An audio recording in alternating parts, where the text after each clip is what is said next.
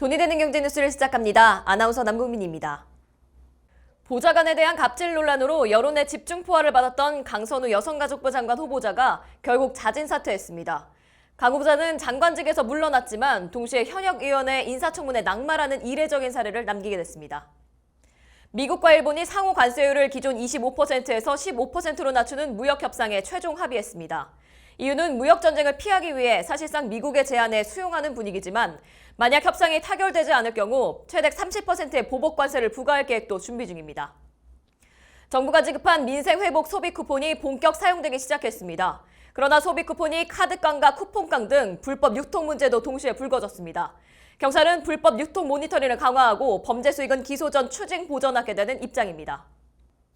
7월 소비자 심리지수가 넉 달 연속 상승하며 4년여 만에 최고치를 기록했습니다. 주택 가격 전망은 대출 규제로 2022년 7월 이후 최대 하락폭을 기록하면서 소비자들의 경기인식은 점차 나아지고 있습니다.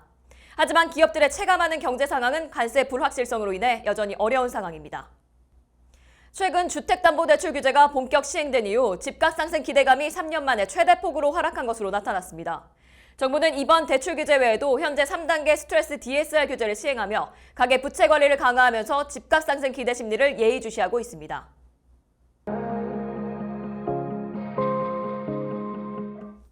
정치 소식입니다. 보좌관에 대한 갑질 논란으로 여론의 집중 포화를 받았던 강선우 여성가족부 장관 후보자가 결국 자진 사퇴했습니다. 이재명 대통령이 임명을 강행할 것으로 보였지만 여권 내부의 반발과 민심 역풍 우려가 커지면서 스스로 물러난 것으로 보입니다. 강 후보자는 지난 인사청문회에서 보좌진에 대한 갑질 의혹과 관련해 명확한 해명을 내놓지 못하면서 여권 내부에서조차 부담을 느낀 것으로 풀이됩니다. 이로써 강 후보자는 장관직에서 물러났지만 동시에 현역의원의 인사청문회 낙마라는 이례적인 사례를 남기게 됐습니다. 2000년 인사청문회 제도 도입 이후 처음입니다. 실제로 민주당 당권주자 박찬대 의원은 사퇴 직전 SNS에 글을 올려 이재명 정부의 성공을 위해 결단이 필요하다며 강 후보자의 자진 결단을 사실상 요구하기도 했습니다. 한편 국민의힘은 자진 사퇴로 사태가 마무리될 수 없다는 입장입니다. 강 의원은 자료 제출을 거부하고 거짓 해명으로 일관하다 도망치듯 사퇴했다고 강하게 비판하면서 강 의원을 국회 윤리위에 제소하고 의원직 사퇴도 촉구하겠다고 밝혔습니다. 산업 소식입니다. 미국과 일본이 상호 관세율을 기존 25%에서 15%로 낮추는 무역 협상에 최종 합의했습니다. 도널드 트럼프 미국 대통령은 이번 협상을 두고 역대 최대 규모라고 자평했습니다. 트럼프 대통령은 일본의 미국 내 760조 원 규모 투자와 함께 자동차, 트럭, 쌀 등 농산물 시장 개방도 포함된다고 밝혔습니다. 이에 따라 자동차와 농산물 개방을 조건으로 일본은 기존 25% 관세 대신 15%를 적용받게 됐습니다. 한편 한국은 25% 관세 부과를 통보받은 바 있으며 8월 1일을 관세 인상 시한으로 제시한 미국 측의 입장에 따라 고위급 협상이 전방위적으로 진행 중입니다. 현재 미국에 도착한 김정관 산업통상자원부 장관을 비롯해 여항구 통상교섭 본부장, 구윤철 경제부총리 등이 잇따라 협상에 나섰습니다. 김 장관은 국익 극대화를 위해 범정부 차원에서 총력 대응하겠다고 밝혔습니다.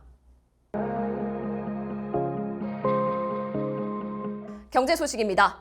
정부가 지급한 민생회복 소비 쿠폰이 본격 사용되기 시작하면서 소비시장에 빠른 반응이 나타나고 있습니다. 사용 첫날인 지난 22일 편의점과 외식 프랜차이즈 등 생활 밀착 업종에서는 주요 품목의 매출이 크게 증가했습니다. 이 같은 흐름은 사용 지역이 주소지로 제한되면서 주거지 인근 편의점으로 소비가 집중된 결과로 풀이됩니다. 그러나 소비 쿠폰 사용이 확산되자 불법 유통 문제도 동시에 불거졌습니다.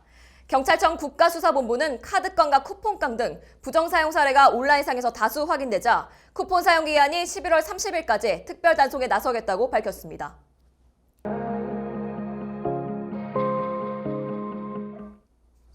금융 소식입니다. 7월 소비자 심리지수가 넉 달 연속 상승하며 4년여 만에 최고치를 기록했습니다.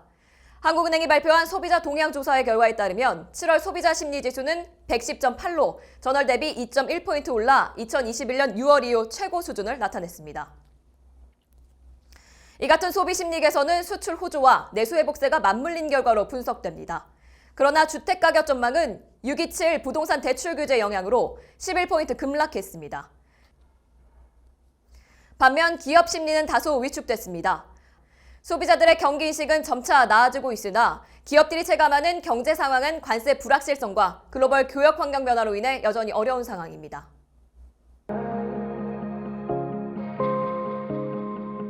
부동산 소식입니다. 최근 정부가 발표한 6억 원 초과 주택담보대출 규제가 본격 시행된 이후 집값 상승 기대감이 3년여 만에 최대폭으로 하락한 것으로 나타났습니다. 한국은행이 발표한 7월 소비자 동향 조사에 따르면 주택가격 전망 소비자 동향지수 CSI는 전월 대비 11포인트 하락한 109를 기록했습니다. 이는 2022년 7월 한국은행이 0.5%포인트의 빅스텝 금리 인상을 단행한 이후 가장 큰 낙폭입니다. 이창용 한은 총재는 앞으로 집값 추이에 따라 기준금리 인하 속도를 결정하겠다는 입장을 밝혔습니다. 앞으로 주택시장 동향과 소비자 심리 변화를 면밀히 관찰할 필요가 있어 보입니다. 이상으로 돈이 되는 경제 뉴스를 마칩니다. 다음 주에 뵙겠습니다. 시청자 여러분들의 많은 관심과 격려는 방송을 만드는 데 큰 힘이 됩니다. 앞으로도 많은 응원 부탁드립니다.